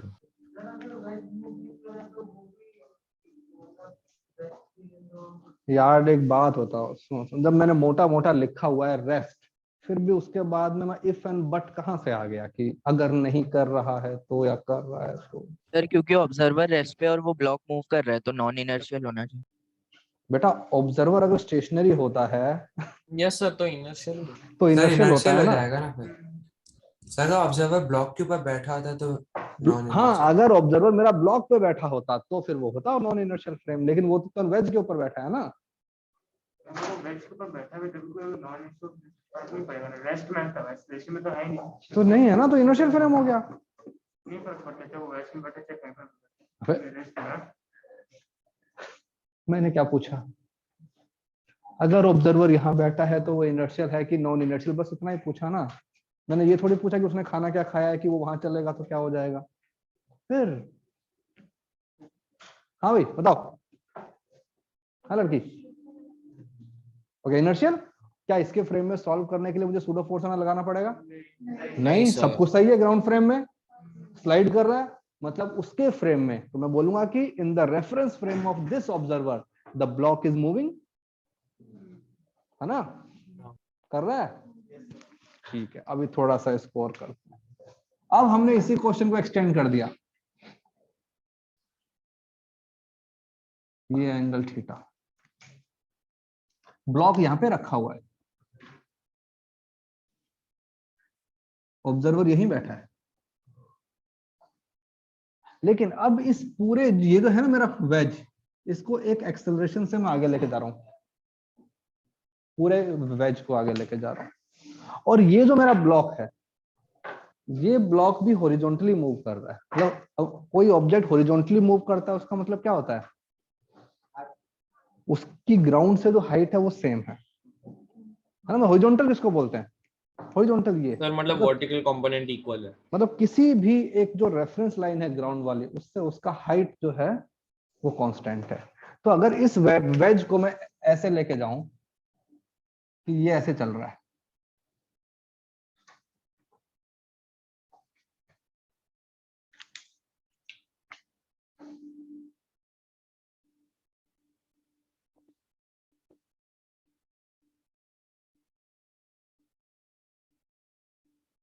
अब बताओ, ग्राउंड फ्रेम में मेरा स्मॉल एम मास है ना, मूव कर रहा है, पहले यहाँ था वहां यस पे, सर, हाँ ग्राउंड फ्रेम के अंदर कर रहा है ना, मूव कर रहा है। लेकिन अगर मैं इस वाले ऑब्जर्वर की बात करूं तो इसके फ्रेम में, इसके फ्रेम में मूव कर रहा है कि नहीं कर रहा है? नहीं सर, कर रहा। रेस्ट में। पहले भी उसका डिस्टेंस उतना ही था, अब भी उसका डिस्टेंस उतना ही है। अगर दोनों ही ऑब्जर्वर और ऑब्जेक्ट हॉरिजॉन्टली में सेम जा रहे हैं, सेम एक्सेलरेशन से, तो क्या एक का एक्सेलरेशन अपने दूसरे के फ्रेम में है? नहीं है। तो अब इसी चीज को स्टेटमेंट में कैसे बोलते हैं? बहुत सारे तरीके। पहला, block is at rest with respect to wedge. पहली लाइन, इसका मतलब भी क्या होता है? यही होता है। दूसरी line, block is not slipping. अगर वो स्लिप कर रहा होता, स्लिप का मतलब क्या होता है? किसी सरफेस के ऊपर तुम स्लाइड कर रहे हो, वो स्लाइड नहीं कर रहा है, ठीक है ना। और ब्लॉक इज मूविंग हॉरिजॉन्टली। देखो मैं हॉरिजॉन्टली मूव कर रहा है। इन तीनों स्टेटमेंट का मतलब एक ही है, लेकिन एग्जाम में तुमको अलग अलग स्टेटमेंट में देंगे। वो कभी ये देंगे, कभी ये देंगे, कभी ये। तीनों को ध्यान से देखो, क्या कुछ डिफरेंस दिख रहा है?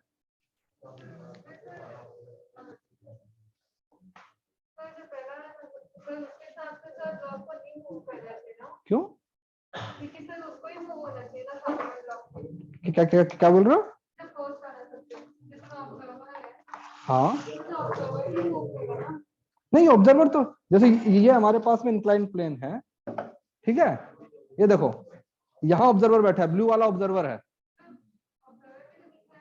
नहीं, ऑब्जर्वर बैठा है, जैसे ये ऊपर बैठा है और ये यहाँ पे रखा है, तो अपने स्लाइड कर गया ना ये, तो इसी को स्लिपिंग बोलते हैं ना, स्लिप कर रहा है ये। तो अगर जो सेकंड केस है, सेकंड केस में हमने बोला है कि हॉरिजॉन्टली उसको लेके जा रहे हैं, एक ऐसा एक्सेलरेशन है कि ये ब्लॉक जो है वो स्लिप नहीं कर रहा है। तो इसको बोलने के ये हमारे पास में स्टेटमेंट है। तीनों स्टेटमेंट का मतलब एक ही है, block is at rest with respect to wedge. भाई इस ऑब्जर्वर के फ्रेम में क्या उसका मोशन हो रहा है? नहीं हो रहा है, पहले भी वही था, अभी भी वही है। Block is not slipping, slip तो नहीं कर रहा है वो। ब्लॉक इज मूविंग हॉरिजॉन्टली, देखो ना हॉरिजॉन्टली मूव कर रहा है बस, ठीक है ना। नहीं आएगा ना, मैं बोल रहा हूं एक्सेलरेशन है। तो अब मुझसे पूछा है कि अगर ये तुमको ना गिवन है, देन फाइंड एक्सेलरेशन, ए की वैल्यू क्या होगी? ब्लॉक के ऊपर जो नहीं करेगा। एक ऐसा एक्सेलरेशन फाइंड करो कि ये ब्लॉक स्लिप ना करे। चलो करो, वो यही तो क्वेश्चन है। अगर स्टेशनरी होगा तो स्लिप कर जाएगा, मैं बोल रहा हूं स्लिप नहीं कर रहा है, तो बताओ एक्सेलरेशन क्या होगा?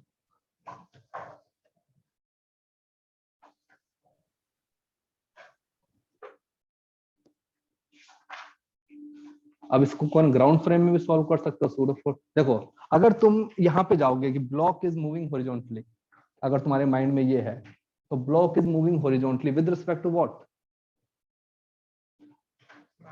ग्राउंड, है ना। तो मतलब कि now you have to solve the question in the ground frame. लेकिन अगर तुम ये इन दोनों की बात करोगे तो क्या हो जाएगा? Non inertial frame, then you have to solve the question in the अपने ऑब्जर्वर के सर फ्रेम a में। Equals to n sin theta by m। बेटा हमको एन की हमको एन की वैल्यू सर नहीं पता यस ना। सर, एक मिनट सर, वो यस सर। हाँ, चलो करो करो करो।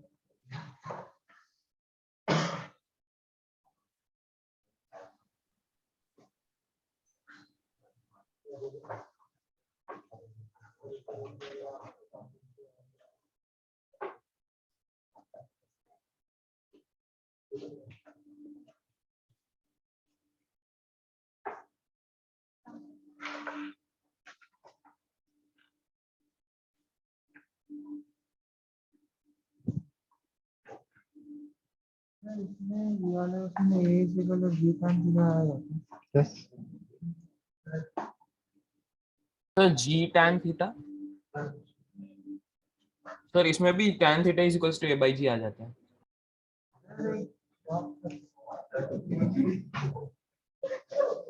मैंने बताया था हमेशा थीटा ही आता है। एक सेकेंड, एक सेकेंड, नहीं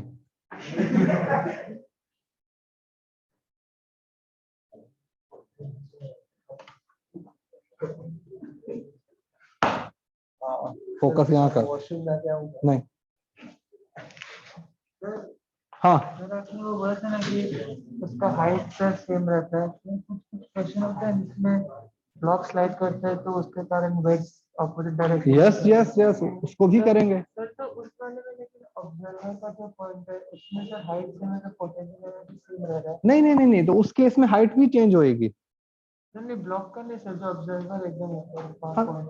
हाँ तो उससे क्या फर्क पड़ता है, हम G तो कहते थे ब्लॉक को वो कर रहे हैं ना, एनालाइज कर रहे हैं। उसके क्वेश्चन के लिए नहीं है सर, उस पॉइंट पे पोटेंशियल सर, सेम n रहने sin की थीटा हाइट का है ना, लेकिन वो मूव भी कर रहा है, काइनेटिक एनर्जी भी ऐड होते जा रहे हैं। तो हो रहा है ना, जो तुम्हारा वो जो है क्या बोलते हैं ब्लॉक है, उसका वर्क डन है ना, अच्छा उसका block is doing work on the ways, तो अगर वर्क होगा तो काइनेटिक एनर्जी चेंज होएगी। Sir ji tan theta. Yes सही है।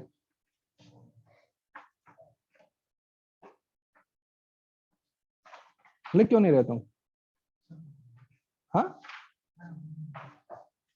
इधर पीछे दिखा, क्यों? तो कोई बात नहीं ना, इसमें लिख ले sin 2 थीटा इक्वल टू ए। ये कहाँ से कौन सा इक्वेशन लगा रहा है तू?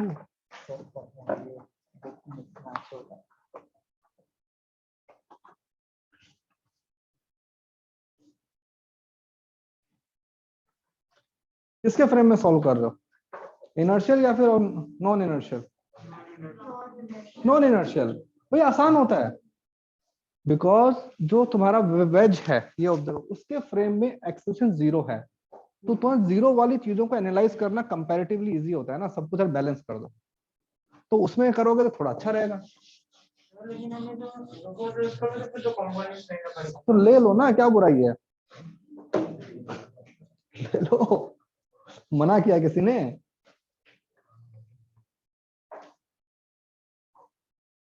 फोर्स के इक्विवेलेंट एक चीज है जो कि वेक्टर है, you can always take components.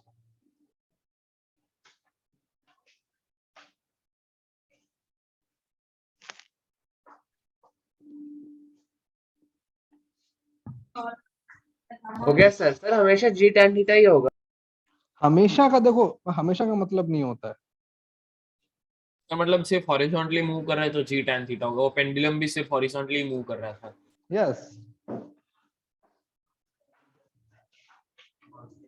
भाई, पेंडुलम भी हॉरिजॉन्टली मूव कर रहा था, ये भी हॉरिजॉन्टली मूव कर रहा है, तो जो भी हमारा रिजल्ट आएगा that will be same. M A sine theta plus, okay ठीक है, और क्या सेकंड इक्वेशन? ठीक है, उसको यहाँ पे पेन पुट कर दो, तुम्हारे पास में एन की वैल्यू भी आ जाएगी। सर जी tan थीटा है क्या? यस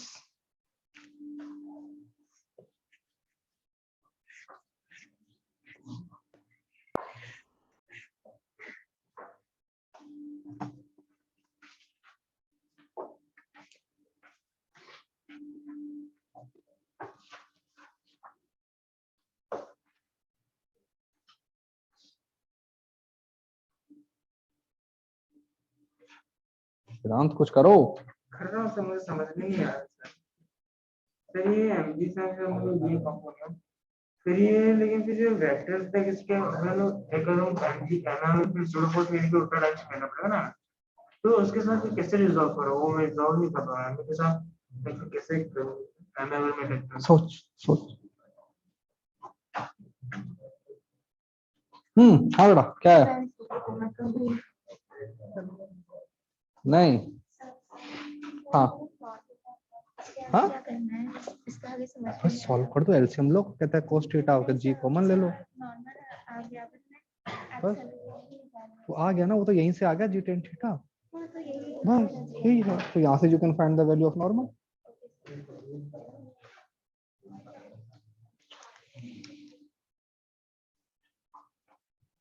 सर अभी हो चैप्टर गया? खत्म हो जाएगा। अरे तुम यार फालतू चीजों पे क्यों ध्यान देते हो? tan theta equal to a by g, हाँ सही है। एक सेकंड, ये तो अपना पेंडुलम वाला क्वेश्चन है। हाँ करो करो, दिखाओ क्या किया, दिखाओ ना कंपोनेंट कैसे किए।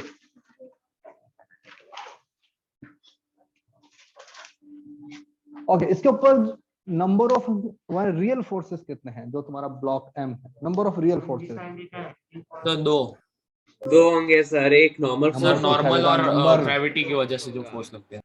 Yes sir. नंबर, तो नंबर में अगर देखोगे तो हमारे पास में दो ही है, एक तो अपना ग्रेविटेशन फोर्स, एक सरफेस ने लगाया है नॉर्मल, तो उनको रिप्रेजेंट कर देते हैं। ये लो, ये तो हो गया नॉर्मल और ये हो गया mg। mg। ओके, अब उसके बाद देखते हैं कि हमको किसके फ्रेम में सॉल्व करना है, कहाँ करना है, ग्राउंड फ्रेम में या फिर तो ग्राउंड चलो फ्रेम। चलो पहले अपन ग्राउंड फ्रेम में करते हैं। ग्राउंड फ्रेम में क्या मतलब है? The block is moving with an acceleration, है ना, हॉरिजॉन्टली वो कर रहा है ना, मूव कर रहा है। तो मैंने ऑब्जर्वर को हटा दिया इसको, क्योंकि अब मेरा ऑब्जर्वर कौन है? ग्राउंड है। तो ग्राउंड फ्रेम में this block is moving along this line, और इसका एक्सेलरेशन क्या है इस लाइन के अलोंग? ए। हॉरिजॉन्टली मूव कर रहा है तो वर्टिकल डायरेक्शन में फोर्सेस जीरो कंपोनेंट करते हैं इनके। तो ये लो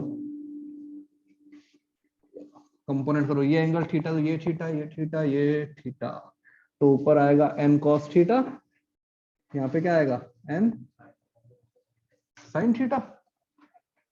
ठीक है, अब बताओ जो मेरा ऑब्जर्वर ने यहाँ बैठा, ग्राउंड पे बैठा, वो क्या बोलेगा कि n cos theta should be equal to mg। Why? Because block is not moving in the y direction. तो सिंपली ये लो, यहां से n की वैल्यू आ गई मेरे पास में, क्या आ जाएगी? mg y cos theta. ठीक है, ओके। हॉरिजॉन्टल के अंदर हमारा फोर्स कितना है? n sin theta. तो n sin theta should be equal to mass into acceleration, mass m acceleration a। अब यहाँ पे n की वैल्यू है ना, पुट कर दो, n की वैल्यू क्या थी? mg cos theta. तो mg by cos theta into sin theta should be equal to ma। Mass से मास कैंसिल, तो a की वैल्यू कितनी हो जाएगी? g tan theta. तो ये तो हमारा ग्राउंड फ्रेम में हो गया।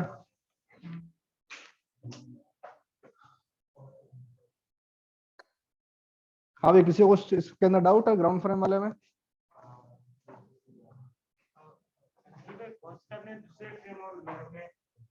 दूसरा लेकर हमने सॉल्व किया था ना, mg cos थीटा जो आता है था, mg by cos theta, mg by cos theta अपने यहां से आया है ना।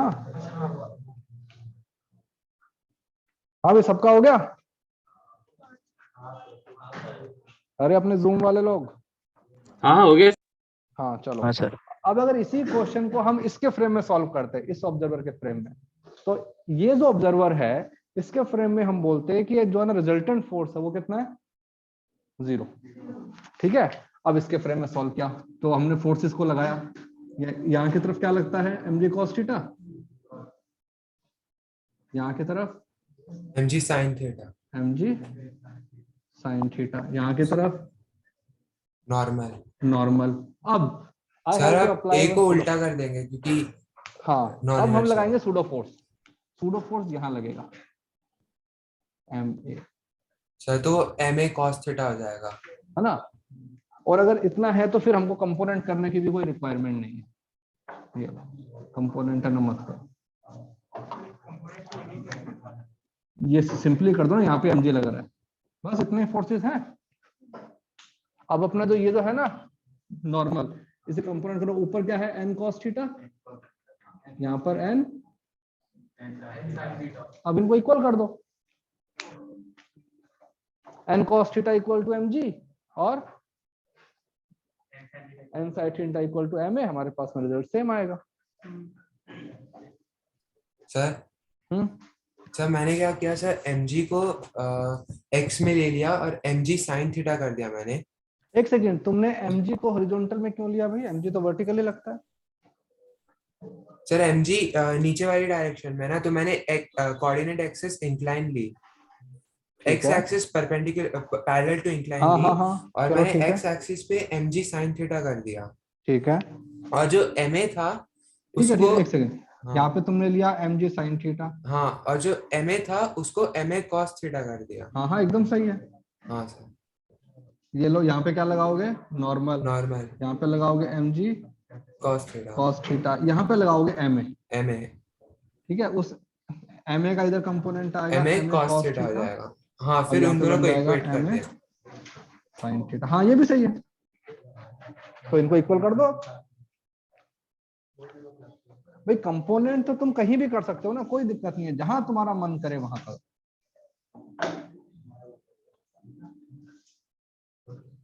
ठीक है,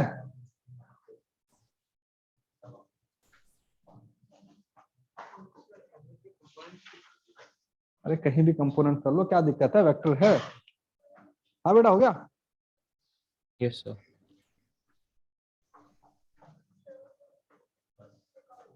हाँ हाँ, क्वेश्चन तो मैं और करवा दूंगा, क्वेश्चन थोड़ी ना कमी है। नहीं, ना ना ना ना, ना। ऐसे काम नहीं देता। अगर एक बार बाहर गया तो अंदर नहीं आने दूंगा फिर मैं।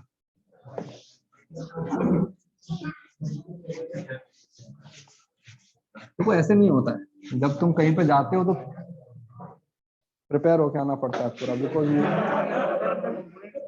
हाँ हाँ, यहाँ पे एमए था ना, उसे कंपोनेंट ले लिया ऊपर नीचे। हाँ, चलो, एक तुम्हारा वो हो गया होगा ना, क्या बोलते हैं, कंस्ट्रेंट वाले क्वेश्चंस।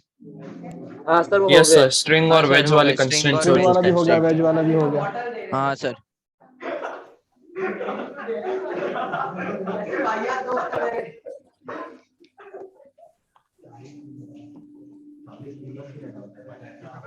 बेटा इस लेक्चर की ना रिकॉर्डिंग हो रही है, समझ रहा है तो? That's why I have to behave. Sir unfortunately sir हमें ठीक से सुनाई नहीं दे रहा। हाँ सर अनफॉर्चुनेटली हमें ठीक से सुनाई नहीं दे रहा सर, नहीं तो रिकॉर्ड करके हम डालते ग्रुप पे।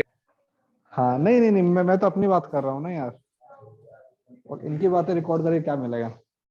हाँ, तो चलो, अभी हमने एक छोटा सा क्वेश्चन किया था कि एक वेज है, वेज के ऊपर ब्लॉक रखा हुआ है, उसका एक्सप्रेशन क्या आया था? क्या आया था? जी साइन थीटा आया था ना? कब? when the wedge is horizontal stationary। Accelerating. अबे बेवकूफ, स्टेशनरी सर एक्सेलरेटिंग ना? नहीं बे, सर अपना क्वेश्चन रिपीट कीजिए सर, मैं भी कंफ्यूज हो गया। ये लो, ये एंगल थीटा, ये वेज अगर स्टेशनरी है, ये वेज अगर स्टेशनरी है तो इसके ऊपर ये जो मास रखा हुआ है m, इसका एक्सप्रेशन क्या आया था? G sine G theta. sin G theta, sin sin G theta आया sin था, इफ थीटा। Wedge stationary. हाँ बेटा, हाँ हाँ यस सर, आया मुझे था? लगा आप जी tan थीटा वाले को बोल रहे हो। Okay. अब हमने बोल दिया कि this ways can also move, मतलब ये वाली सरफेस भी स्मूथ है, और इसका मास दे दिया कैपिटल। ठीक है, सर अगर बोला जाए कि जमीन हिल रही है तो एक ही बात हुई ना, वेज हिल रहा है। जमीन हिल रही है यार, तुम कहाँ से किसको? सर कन्वेयर बेल्ट पे हुआ तो। हाँ ठीक है, तो अब हमको क्वेश्चन में दे दिया कि ये जो वेज है ना, ये भी कहते हिलेगा, कहीं तो जाएगा ये भी, और अगर तुम यहाँ से देख सकते हो कहाँ की तरफ जाएगा, लेफ्ट में जाएगा, राइट में जाएगा? राइट जाएगा, हाँ, राइट जाएगा, राइट। वेज वेज को मैंने मूव करवाया था एक्सटर्नल फोर्स से, यहाँ पे ये दोनों आपस में सेटलमेंट कर रहे हैं, हम कुछ नहीं कर रहे हैं, हमने छोड़ दिया। यहाँ जाएगा ना, क्यों जाएगा? अगर इसका एबीडी एक बार ना वो बनाए तो इस वेज के ऊपर कितना फोर्स लग रहा है? सर वैसे इक्विलिब्रियम में है तो ये जो 0। वेज है ये हॉरिजॉन्टल में जा रहा है, तो हम सिर्फ हॉरिजॉन्टल फोर्सेस में इंटरेस्टेड है, तो एक यहाँ से लगेगा ना नॉर्मल, उस हाँ सर। नॉर्मल का एक कंपोनेंट यहाँ पे आएगा। सर अभी तो स्टेशनरी है ना वेज? नहीं नहीं, स्टेशनरी क्यों है? मूविंग है। अरे सर ये ऊपर तो एंगल थीटा, स्टेशनरी था। तो ये एंगल थीटा, इधर कंपोनेंट क्या आएगा? Sine theta, N N sine sine theta. Theta. तो हॉरिजॉन्टल में फोर्स है और वो भी अपने ना कहता है लेफ्ट हैंड साइड में है, तो block that veg will move अपने हॉरिजॉन्टली ना, पुश करेगा वो इसको, तो ये भी मूव कर रहा है। और ये ब्लॉक इसको तो मूव करना ही करना है। इसके पास में एक्सेलरेशन आएंगे दो, एक तो हॉरिजॉन्टल आएगा और एक वर्टिकल भी आएगा। वर्टिकल। भाई अगर कोई चीज हट जाएगी तो उसको नीचे भी आना है, साइड में जाना है, हर जगह जाना है। तो अब हमें फाइंड करना है, find acceleration of small m, acceleration of capital M, normal between the wages. चलो ट्राई करो। एक सेकंड, ये इस केस में क्या अलग हो रहा है? इसमें हो क्या रहा है इस केस में? दोनों मूव कर रहे हैं। इस पहले दूसरे में तो दोनों ही मूव कर रहे थे। मैंने एक्सेलरेशन दिया था हाँ तो मैंने फोर्स लगाया, हाँ। मैं यहाँ फोर्स और नहीं लगा रहा हूँ। तो अपना केस में अब ये लगाएगा ना नॉर्मल। अच्छा, ये नॉर्मल लगा के इसको मूव करना है। यस।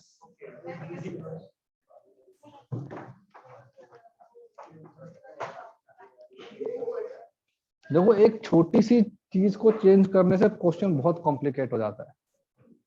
तो पहले था कि ये वेज स्टेशनरी होता था पहले आज तक, तो क्वेश्चन बहुत आसान होता था। लेकिन जैसे ही ये वेज है ना स्लाइड करना शुरू कर देगा, अब इसका सब कुछ लग जाएगा, सूडो फोर्स भी लग जाएगा, कहते हैं अपने कंस्ट्रेंट भी लग जाएगा, सब लग जाएगा।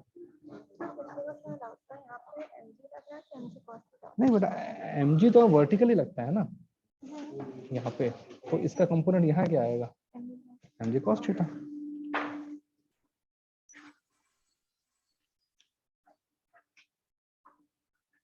ये क्या बना रहा है? डायग्राम कॉपी कर रहा हूँ, अच्छा समझ आ जाएगा ना, मैं सॉल्व करने टाइम। देख, जब तक क्वेश्चन को अपने आप से सॉल्व नहीं करेगा ना समझ में नहीं आएगा। अगर तुम ये सोचो कि इस फोटो को मैं वापस देखूंगा तो मुझे याद आ जाएगा सब कुछ, नहीं नहीं।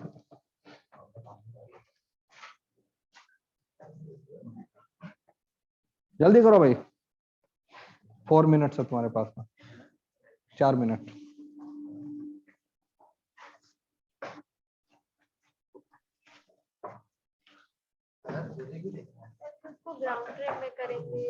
जिसके फ्रेम में सॉल्व करना है सॉल्व करो, दैट्स कंप्लीटली योर चॉइस। देखो तुमको अभी मैंने ये क्वेश्चन में अपने करके बताया ना दोनों, तुम हर क्वेश्चन को ग्राउंड फ्रेम में सॉल्व कर सकते हो और किसी ऑब्जर्वर के फ्रेम में भी कर सकते हो, है ना। तो जहां तुमको लगे कि कन्वीनियंस है वहां सॉल्व करो।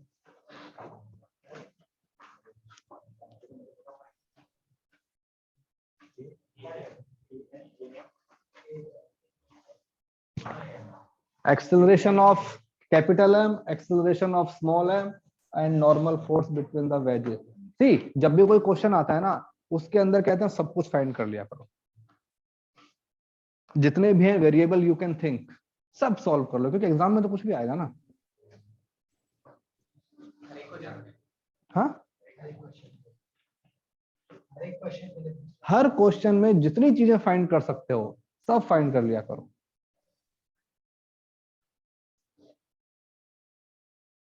सर आपने तो क्वेश्चन मिटा दिया सर, क्या ढूंढना है?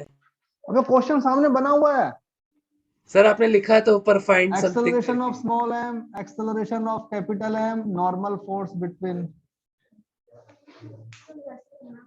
कैसे करना है बेटा? n sin theta equal to ma, ठीक है।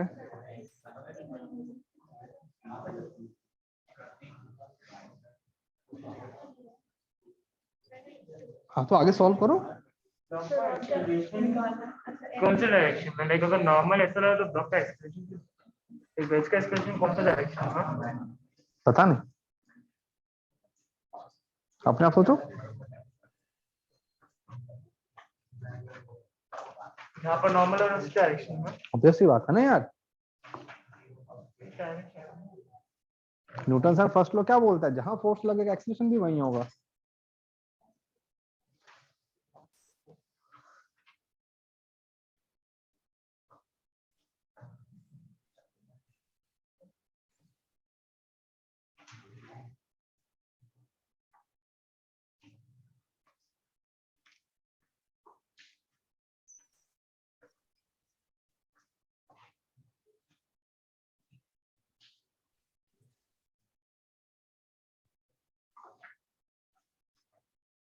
सर वेज राइट में मूव कर रहा है लेफ्ट? ये तो बेटा कहते हैं ना, तुमको वो सोचना है ना कि वेज लेफ्ट में जाएगा राइट में जाएगा। अच्छा ओके।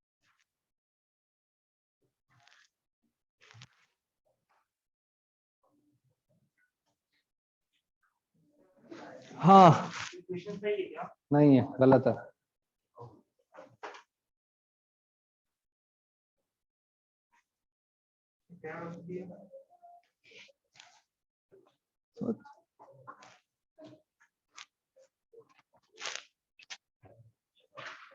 ओके, कितने लोग बोलते हैं कि वेज राइट में जाएगा?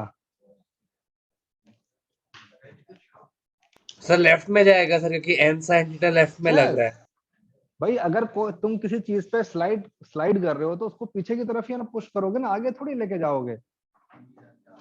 ओके हाँ सर मैं और देखा अगर है। सुनो, और अगर उसके फ्रेम में देखूं ना, ये जो हमारा क्या बोलते हैं वेज के फ्रेम में देखूं, तो जो मेरा ब्लॉक है उसका एक्सप्रेशन कहाँ होगा? ऊपर। Stationary, right? No, nothing is stationary. Sir मेरे को आंसर आया, बताओ आपको। बताओ। सर छोटे वाले का expression sir g tan theta आया। नहीं, रॉन्ग है भाई। इसका मास कैपिटल एम है, इसका मास स्मॉल एम है, तो तुम्हारे एक्सेलरेशन की टर्म में कैपिटल एम और स्मॉल एम तो आएंगे ही, वो दोनों गायब कैसे हो सकते हैं? सर कैपिटल M का sir expression small m by capital M g tan theta है। से लेके सॉल्व किया, हम्म। इसमें मैंने लोगों जो है नॉर्मल के अपोजिट ले लिया। क्यों लिया? नॉर्मल के अपोजिट क्यों लेगा? एक्सेलरेशन के अपोजिट होता है सूडो फोर्स तो। एक्सप्रेशन न्यूटन का जो नॉर्मल टेक्स्ट एक्सप्रेशन की डायरेक्शन नहीं ना ना, अबे कुछ करेगा तू? सॉल्व कर।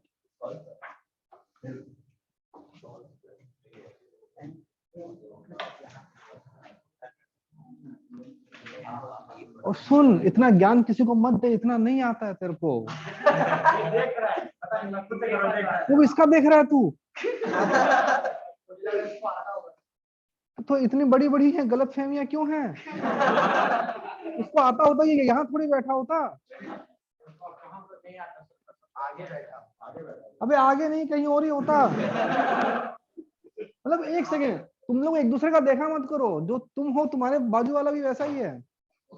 वो भी गधा ही है, तुम भी गधा ही हो। तो अपने आप पे कॉन्फिडेंस रखो ना कि मुझे आता है। देखो वेदांत के पास कितना कॉन्फिडेंस है ना। ना सबसे पहले क्वेश्चन सॉल्व करके सर हो गया।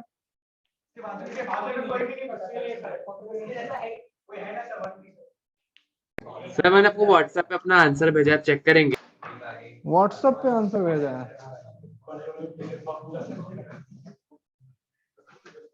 ओ भाई साहब, कितना बड़ा आंसर भेजा है? तो दो ही तो भेजे हैं। नहीं नहीं बेटा, ये तो तुमने कुछ ना ना। सर क्या गलत हुआ? नहीं बताता हूँ ना, बताता हूँ। हाँ सर। ओए हो गया कहते तब ना। 4 मिनट ओवर। देखो सर एक मिनट सर। ओए बस क्वाइट। बेटा बेटा टाइम ओवर, टाइम ओवर। हाँ देखो, क्वेश्चन को पहले उस पर एनालाइज करना जरूरी है। किसी भी क्वेश्चन को सॉल्व करने से पहले उसके पूरे कहते हैं ना वो बनाओ, तो क्वेश्चन में क्या क्या पॉसिबिलिटी है और कहाँ कहाँ से इसके अंदर मोशन हो रहे हैं। पहली चीज, तो ये जो वेज है इसको मूव करना पड़ेगा। यस, ये तो मानते हो? यस, पहली चीज तो आ गई, वेज मूव करेगा। वेज के पास में मोमेंट का एक ही ऑप्शन है, अपने हॉरिजॉन्टली, बस वर्टिकल में वो जा नहीं सकता है ना। तो सबसे अच्छी बात यही है, वेज के लिए हमको एक ही इक्वेशन लिखना है। वेज के ऊपर कितने फोर्स लगेंगे? एक उसका mg, जो कि हमारे किसी काम का नहीं है, क्योंकि उसका मोशन तो हॉरिजॉन्टल में हो रहा है, और जो mg फोर्स लगता है वो हमारा वर्टिकल में लगता है। ठीक है। एक यहाँ की सरफेस का नॉर्मल, वो भी किसी काम का नहीं है, क्योंकि वो तो वर्टिकली लगेगा, but the block is moving अपने हॉरिजॉन्टली। तो बस यही वाला एक नॉर्मल है जो कि हमारे काम का है। तो सबसे पहले उसी की इक्वेशन लिखते हैं। सरफेस वाला नॉर्मल किसी काम का नहीं है ना, वर्टिकल में है वो तो, and the block is moving horizontally.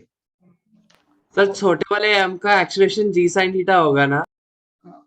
रुक जा बेटा, अभी देखते हैं। ठीक है, तो यहाँ पे लगा नॉर्मल, इस नॉर्मल का हॉरिजॉन्टल में कंपोनेंट ले लिया, ये एंगल थीटा, तो ये एंगल थीटा 90 माइनस थीटा, यहाँ पे आएगा m साइन थीटा। मास है इसका कैपिटल M, पूरे ब्लॉक पे एक ही फोर्स लग रहा है हॉरिजॉन्टल में बस, क्या और कोई है? नहीं है। तो इसकी इक्वेशन क्या बन जाएगी? n sine theta equal to capital M into A. Equation 1।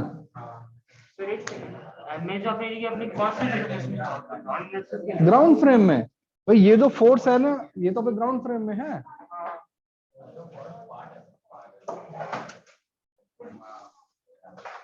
हाँ भाई, ठीक है। अब इस वाले ब्लॉक पे आते हैं। जो ब्लॉक ऊपर स्लाइड कर रहा है वो थोड़ा सा कॉम्प्लिकेटेड है, वो स्लाइड भी कर रहा है, उसके पास में एक्स कंपोनेंट भी है, उसके पास में वाई कंपोनेंट भी है, लेकिन उसमें एक चीज अच्छी है, अगर मैं इसको अपना रेफरेंस फ्रेम बना लूं,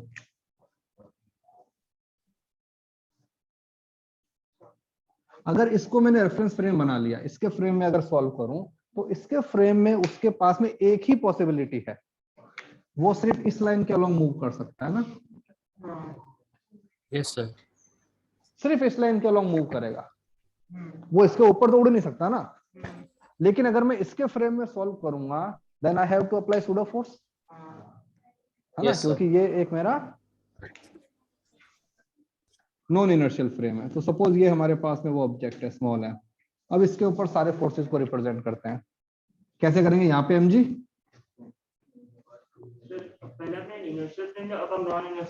यस यस, हर ऑब्जेक्ट के लिए यहाँ पे लग रहा है नॉर्मल, ये तो हो गए रियल फोर्सेस। लेकिन अब मैं इसके फ्रेम में सॉल्व कर रहा हूं, तो मुझे एक और फोर्स अप्लाई करना पड़ेगा, सूडो फोर्स। राइट लगेगा राइट की तरफ। इस ब्लॉक का एक्सेलरेशन कहाँ पे था? लेफ्ट में था, तो फोर्स कहाँ लगेगा? राइट में। तो राइट में हमने लगा दिया m इंटू ए। और अब मैं क्या बोलूंगा? अब बोलूंगा कि भाई इसका जो मोशन है वो सिर्फ इसी लाइन के अलोंग हो सकता है, परपेंडिकुलर टू प्लेन क्या हो जाएगा? 0। जीरो। कंपोनेंट कर लो इस लाइन के अलोंग, इस लाइन के अलोंग कंपोनेंट करो। यहाँ पे क्या आता है? mg cos थीटा, इस लाइन के अलोंग mg sin थीटा। दिख रहा है भाई तुमको? थोड़ा सा बैक वाला यार,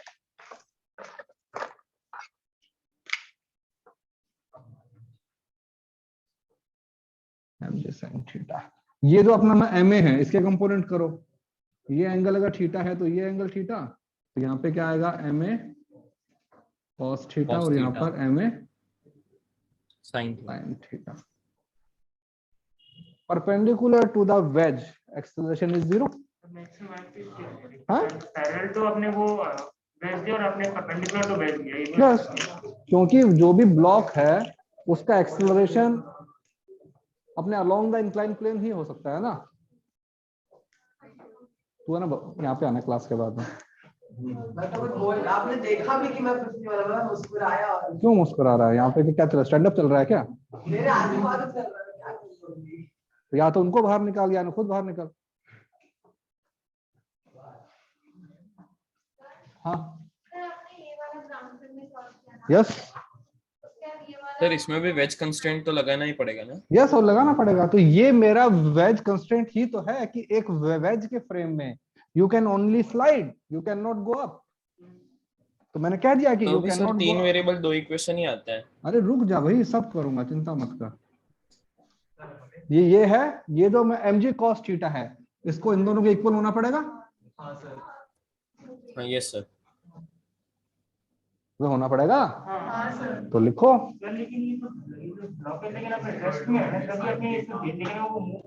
मूव कर रहा है, लेकिन इस लाइन के अलोंग थोड़ी ना कर रहा है।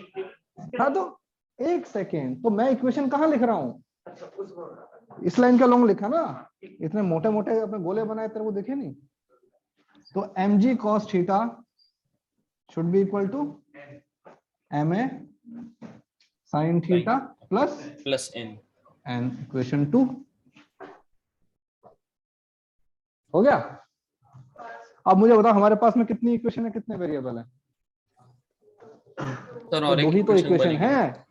एक इक्वेशन दो, वेरिएबल भी दो, एक है अपना एक्सेलरेशन और एक क्या है, नॉर्मल। सही है।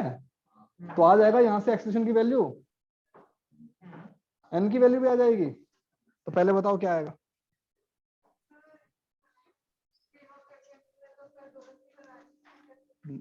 नहीं बेटा देखो, हमारे पास में ऑब्जेक्ट भी तो दो है ना। जब मैंने इस वाले ऑब्जेक्ट को सॉल्व किया तो मैंने ग्राउंड फ्रेम में किया।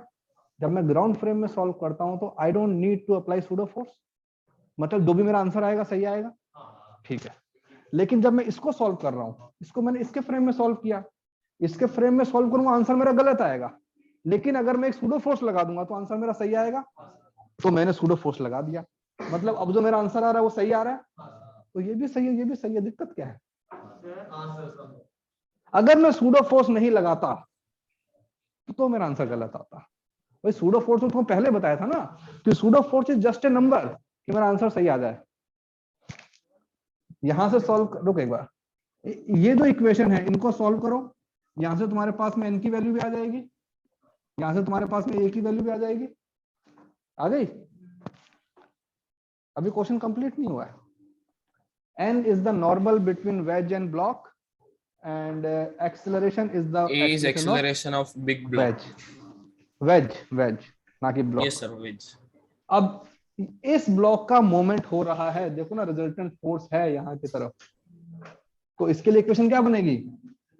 M a cos theta plus m g sine theta equal Sin two theta is m equals to m a dash. A dash. भाई इस लाइन के अलोंग एक्सेलरेशन क्या है? A dash. और ये जो एक्सेलरेशन है मतलब कि ए डैश जो है ये कैसा है, उसका मैं एब्सोल्यूट है या रिलेटिव है? रिलेटिव, क्योंकि मैं इसके फ्रेम में सॉल्व कर रहा हूं। तो अब इस क्वेश्चन देखो, तुमको यहाँ पे ए की वैल्यू पता है, यहां से आएगी ना। उस ए की वैल्यू को यहां डालोगे तो इसकी वैल्यू आ जाएगी ए डैश की वैल्यू। मतलब कि I know the relative acceleration of small m. अब अगर मुझे ग्राउंड फ्रेम में निकालना है तो तुमको याद है acceleration of A with respect to B क्या होता है? Acceleration of A minus acceleration of B. अगर मुझे एक्सेलरेशन ऑफ ए फाइंड करना है तो मैं क्या करूंगा? Acceleration of A with respect to B plus acceleration of B. मतलब जो भी तुम्हारा ना रिलेटिव एक्सेलरेशन है उसमें रेफरेंस फ्रेम के एक्सेलरेशन को वेक्टर एडिशन करेंगे तो हमारे पास ग्राउंड फ्रेम में आ जाएगा। तो ये लो, ये मेरे पास में है वेज, ये मेरे पास में स्मॉल है। स्मॉल एम का रिलेटिव एक्सेलरेशन कहां की तरफ आया? Downwards. Along the slide. Sorry, along the slide, yes. और इसकी वैल्यू क्या है? A dash. A dash.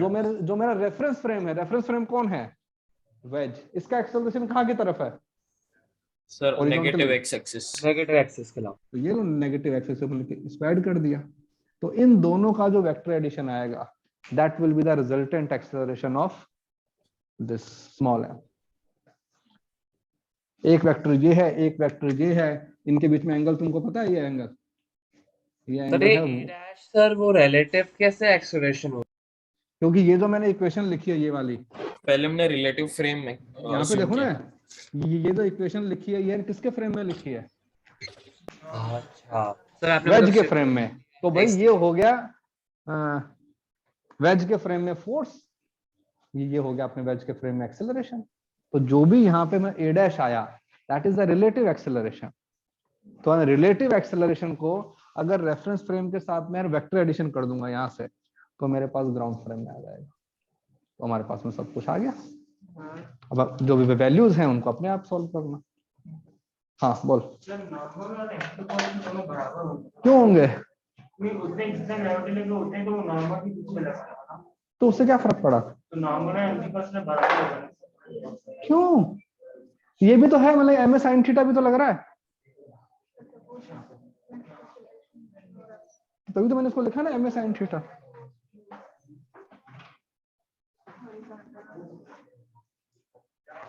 हाँ भाई किसी को पूछना है कुछ? हाँ, सर ए चलो। और ए डैश की वैल्यू आने के बाद क्या करना है वो नहीं समझा। अबे उनका वेक्टर एडिशन करना है। तुम्हारे पास में दो वेक्टर हैं जिनके बीच में एंगल कितना है 180 माइनस थीटा। तो अपना कहता है पर वेक्टर एडिशन कैसे आता है। यस सर, वो root a square plus b yes square yes plus yes yes वही। ठीक है चलो। सर वो नहीं कर सकते सर, डायरेक्टली ऐड नहीं कर सकते।